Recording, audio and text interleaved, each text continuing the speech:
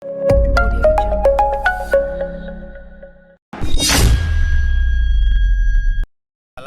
warahmatullahi wabarakatuh. Perkenalkan, nama saya David Gustama dari kelas B, Prodi Manajemen, NPM 21610076. Baiklah, di sini saya akan menjelaskan tentang dana pensiun.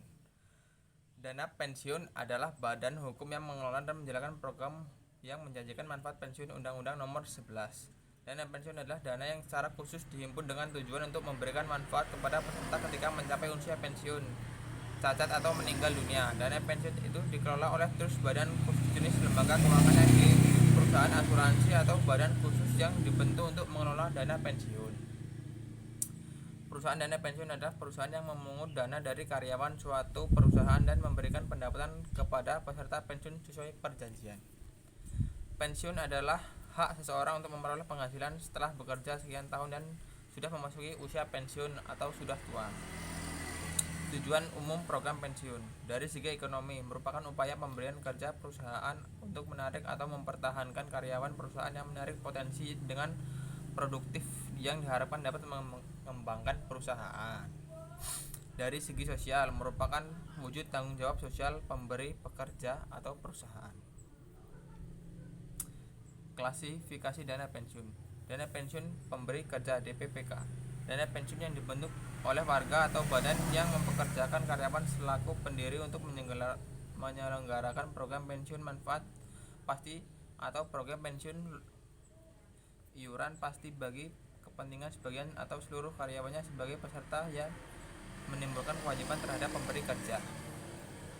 Dana pensiun lembaga keuangan yang dibentuk oleh bank atau perusahaan asuransi jiwa untuk penyelenggaraan program pensiun iuran pasti bagi perorangan baik karyawan maupun pekerja mandiri yang terpisah dari dana pensiun pemberi kerja bagi karyawan baik bank atau perusahaan asuransi jiwa yang bersangkutan.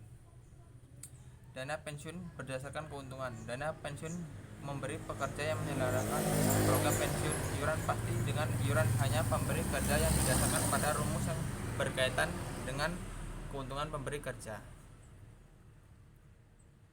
Jenis-jenis pensiun. Pensiun normal yang diberikan untuk karyawan yang usianya telah mencapai masa pensiun.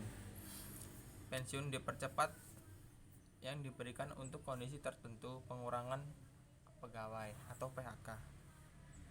Pensiun ditunda diberikan kepada karyawan yang meminta pensiun pendiri saat usia belum mencukupi.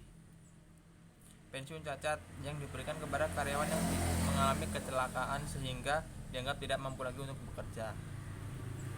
Asas-asas dana pensiun. Asas keterpisahan kekayaan dana pensiun dari kekayaan badan hukum pendirinya. Asas penyelenggaraan dalam sistem pendanaan. Asas pembinaan dan pengawasan, asas penundaan manfaat, dan asas kebebasan untuk membentuk atau tidak membentuk dana pensiun. Sekian video dari dana pensiun.